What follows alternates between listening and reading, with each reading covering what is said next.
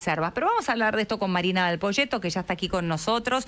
Ustedes la conocen, economista, titular de Cogou, quien nos vaticinó ya la semana pasada, nos anticipó que la inflación iba a ser 3,5 y así fue, Marina. ¿Cómo va? ¿Viste? La pegamos. No, muy bien. ¿Cómo la pegamos? Tal vez se copió, ¿viste? Porque tal vez se copió en el examen y vio los números de cómo iba a venir, ¿no? No, sé. muy bien, fue exacto. Bueno, nosotros hacemos un relevamiento de precios, Sí. todas las semanas levantamos precios. Bueno, el mes pasado la pegamos, a veces estamos un poquito arriba, un poquito abajo, pero el mes pasado estuvimos justo ahí. ¿Y ya están midiendo octubre ustedes? Y en octubre, hoy sacamos el número con la segunda semana del mes y estamos en 3. Están en 3. ¿Sí está a la baja? Opa. Sí, hay muy poco de regulados y tenés, por ahí lo tengo, estoy buscándolo. Sí, tranquila, pero bueno, sigue en un escenario descendente. Hay muy poco de regulados y el IPC Core está un poquitín abajo, 2,8. 2,8. Bueno, bien. Estamos hablando, cuando decís core, es núcleo, ¿no? La núcleo, claro. Es la inflación núcleo, que es sin los estacionales. Sin estacionales y sin regulados. Y sin regulados. Sin regulados. Ok. Sin los precios estacionales y sin los precios. Y los regulados puntualmente en el mes dan bajo, 2,4%. O sea, la inflación la están bajando, lo que venimos discutiendo. Claro. O sea, estás clavando el movimiento del dólar, el crawl al 2% mensual. Bajaste impuestos, estás empezando a abrir la economía, estás poniendo todas las fichas para que la inflación vaya para abajo y anunciando o preanunciando, dando a entender que este ritmo de devaluación diaria estarían pensando en bajarlo de cara al año que viene. O sea, lejos de el intento de corregir o de la preocupación que había por el tipo de cambio real, el gobierno prioriza la baja en la inflación. Y la verdad es que los dólares financieros lo ayudan, o sea, este veranito financiero le da aire para tratar de seguir en esta dirección. Ahora, en el equipo de economía en general y en el gobierno hay euforia por estos resultados, euforia porque están bajando la inflación, por el déficit, porque los dólares de blanqueo son mejores también de lo que esperaban, entre otras tantas cosas, pero muchos la pregunta que se hacen es, bueno, ¿y cuándo eso se va a sentir en el consumo? ¿Cuándo la gente lo va a sentir en su bolsillo, en el salario, en la reactivación de consumo, industria, que leía recién Spillman? Bueno, lo que estás viendo es, la prioridad es bajar la inflación. En esa prioridad de la bajar la inflación, lo que tenés es una señal fiscal muy contundente, el no hay pesos, y el gobierno, si querés, festejando los vetos, ¿no? Veto 1, veto 2, y frente a eso lo que ves es una euforia financiera, porque se alinearon los planetas, o sea, de golpe, de un lado tenés algún ingreso de capitales, o sea, hay una menor volatilidad financiera en el mundo y algún ingreso de dólares de afuera, pero fundamentalmente se alinearon las 4 cosas que miraba el mercado.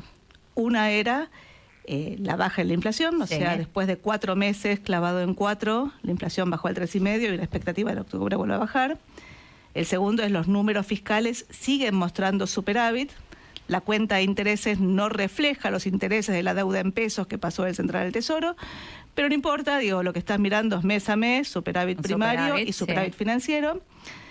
El Central volvió a comprar dólares, esa es la novedad de octubre, o sea, acordate que en mayo fue el último mes que compró, ya después junio, julio, agosto y septiembre estuvo casi empatado y las reservas que habían llegado de 11.000 millones negativas a casi cero, habían vuelto a 6.000 millones negativas, y en lo que va de octubre compró cerca de 800 millones de dólares, que en gran medida son los que vos mencionabas antes, son los dólares del blanqueo, que parte de esos dólares fueron a la suscripción de deuda corporativa de empresas, ONs de empresas, y las empresas le vendieron los dólares al Banco Central. Entonces, de alguna forma, el Central volvió a comprar dólares.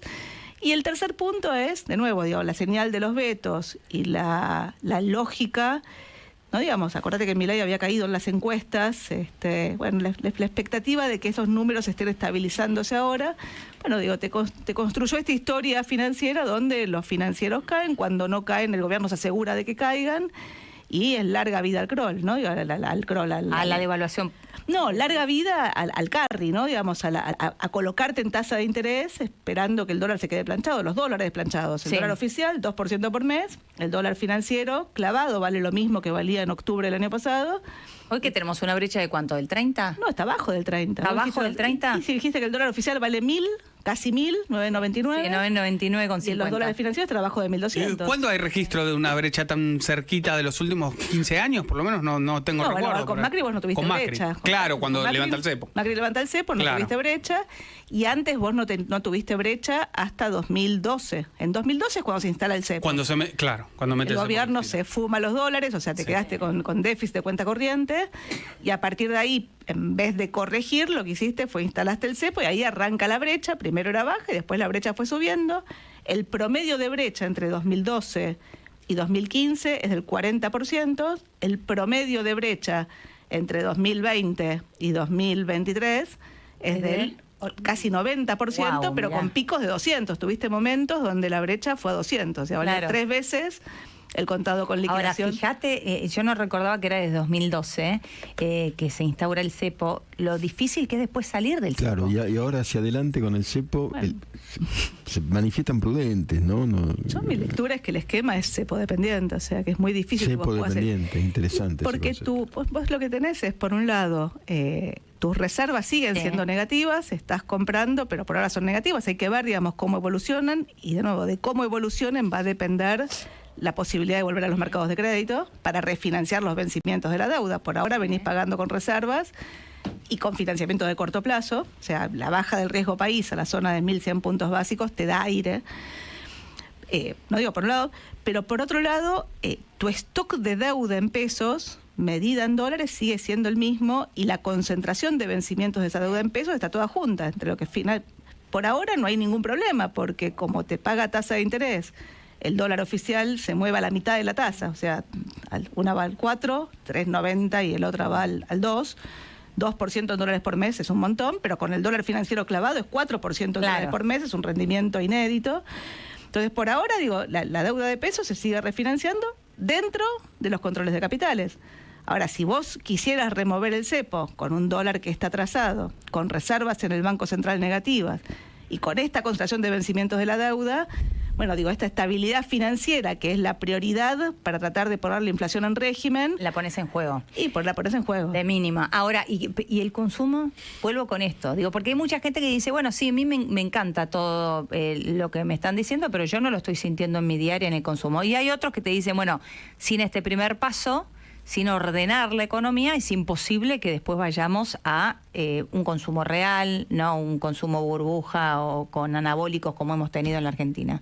Bueno, le estás intentando poner un poco de anabólicos al consumo, ¿no? Digamos, la expansión del crédito es parte del intento de poner al consumo traccionar. O sea, acordate que cuando devaluaste en diciembre desaparecieron las cuotas. No había cuotas de nada. De nada. Bueno, hoy hay cuotas. En casi todos los comercios puedes pagar comercios formales, comercios informales no.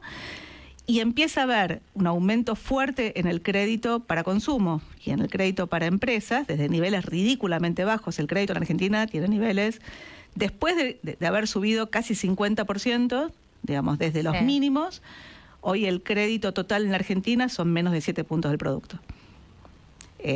O sea, está bien. El más bajo de la región debe ser. lejos, o sea, Lejos. Chile tiene 75, Brasil también. tiene 50, o sea, Argentina no tiene moneda, no tiene Pará, crédito. Chile 75, Brasil 50 y nosotros 7. Solo 7 después de haber subido 50%. ¿Y Estados Unidos cuánto? ¿90, 95? No, Estados Unidos está arriba del 100. Ah, arriba del 100, Wow. claro. Todo financiado. Mirá lo que es. Vivir mejor el presente. Sí. Te hago una consulta sobre el tema inflación. Marina, ahí leí un informe de la Fundación Pensar, que es la fundación que preside María Eugenia Vidal, que hablaba de que las tarifas se ajustaron sobre todo entre enero y abril, y a partir de mayo ya solamente acompañan la inflación. ¿No le va a quedar rezagado ahí un ajuste tarifario para el año que viene que puede impactar en la inflación? En realidad las tarifas, transporte es una cosa, porque el transporte todavía te falta. Claro, sí. Pero lo que tiene que ver con gas y electricidad tenés dos factores. Digo, uno es que el dólar lo clavaste, o sea, vos subiste 120% el tipo de cambio y después lo pisaste, con lo cual el costo, que en gran medida está dolarizado, corre a la mitad de la inflación. La segunda es que como contracara de las inversiones que finalmente se hicieron, ¿no? El gasoducto y los compresores que te permiten aumentar la capacidad de transporte del gasoducto y el freno en las importaciones de Bolivia, el costo del gas en Argentina se desplomó. Entonces, los aumentos que vos requerís son muchísimo menores que los que requerías en 2018. En 2018, el precio del gas interno que pretendía poner el gobierno estaba en la zona de $6.50 y hoy el precio del plan gas, si no me equivoco, está en la zona de $3.40. Entonces, tenés un tema de costos más bajos. Ahora, todo está montado en que el dólar oficial se sigue moviendo al 2 o eventualmente baja. Digo, si vos tuvieras que mover el tipo de cambio, otra vez empezás a tener un problema de costos y de subsidios. Si vos mirás la cuenta de subsidios, el año pasado se gastó algo así como 2,7 puntos del producto. Y este año eso cayó a 2,1 en el acumulado agosto base anual, ¿no? De cara al año que viene, se supone que esa cuenta de subsidios debería caer, digamos, otros 0,5, 0,6, según lo que está puesto en el presupuesto. En gran medida esa caída tiene que ver con la caída en los costos y probablemente aumentos en el precio del transporte, que sobre todo en el área metropolitana urbana, o sea, en el AMBA, está muy rezagado respecto al resto. Ahora vuelvo al consumo, o sea, si vos tenés que subir las tarifas con ingresos que sobre todo en los sectores informales y en el sector público vienen bien por detrás de la inflación, o sea, la pérdida en la capacidad de compra de las jubilaciones respecto a 2018 es algo así como cerca del 40%. Y los salarios del sector público también pierden cerca del 40%. Y los salarios informales cerca del 50%. Suba de tarifas. Bueno, en realidad parte de la caída en la capacidad de compra tiene que ver con las tarifas. O sea, la inflación incluye las tarifas fueron por arriba del promedio. Y los precios de los bienes fueron por debajo del promedio, pero en dólares subieron. Claro. Porque vos primero devaluaste, después subieron los bienes, tuviste inflación en dólares, y el dólar como variable la volviste a trazar. Entonces, la variable de ajuste del cambio en los precios relativos son los ingresos, la contracara de la caída de los ingresos, en un contexto donde el aumento del desempleo está, pero es bastante bajo, dada la recesión que vos tuviste. Sí. Entonces, la pérdida en los ingresos P por Q, salario por empleo, es tan bajo, está compensado o está intentando ser compensado por la expansión del crédito, de nuevo, desde niveles muy bajos. O sea, algo está recuperando en el margen, sobre todo en los sectores formales, pero es una economía que está dañada. No, voy por otro lado. ¿Leíste algo de los premios Nobel de Economía? Porque ellos afirman, son como motivos no económicos de la desgracia económica de América Latina en un punto. ¿Por qué fracasan los países? Y dicen, de pronto... Instituciones. Claro, las instituciones fuertes, pero líderes débiles. Instituciones fuertes, líderes débiles. Claro, que eso es lo que la plantean. institución sea más fuerte, ¿no? y acá hacemos lo contrario. Mirá, es ahora también. Sí, está bien. O por izquierda o por derecha. Por izquierda o por derecha. Sí. ¿No? Y con una destrucción de la capacidad del Estado importante. Claro. ¿No? Porque Argentina tiene una economía de bienestar que funcionaba mal. Y como funcionaba mal, las clases medias trataban de escaparse de los bienes públicos y podías ir a la salud privada, a la salud privada, a la escuela privada, a la seguridad privada, incluso jubilación privada. Bueno, te fuiste escapando. En la medida que te escapaste de los bienes públicos, detrás viene la lógica: ¿para qué pago impuestos si yo no recibo nada del Estado? Exacto. Con lo cual el contrato social lo estás rompiendo, pero vos pasaste de un gobierno que ensanchó el Estado con mala calidad de los bienes públicos, y deterioró y rompió el equilibrio fiscal, o sea, fuiste a déficit fiscal y rompiste el balance del Banco Central, a un gobierno que ahora quiere achicar el Estado a su mínima expresión. A una mínima expresión en un contexto donde la demanda de bienes públicos frente a la caída en los ingresos de aquellos sectores que no tienen capacidad de escaparse del sector privado. Acordate de Macri cuando dijo los que cayeron en la escuela pública. Sí, me acuerdo. Bueno, digo, tenés un problema de oferta. O sea, claramente hay un problema de calidad de los bienes públicos que se está deteriorando, no está mejorando. Ese no es como cuando haces dieta, ¿viste? Haces mucha dieta, después comés, haces dieta, comés. Engordás, adelgazás. El cuerpo se daña. Bueno, acá te pasa un poco lo mismo. O sea, venís de muchos años de kirchnerismo y ahora te pasaste exactamente al otro extremo. Me quedé con la figura de la dieta. ¿Viste qué importantes son? Es bien figurativo eso. Marina, siempre es un placer tenerte. Muchas gracias. No, gracias por Marina Dal Poyetto, titular de Cogogo.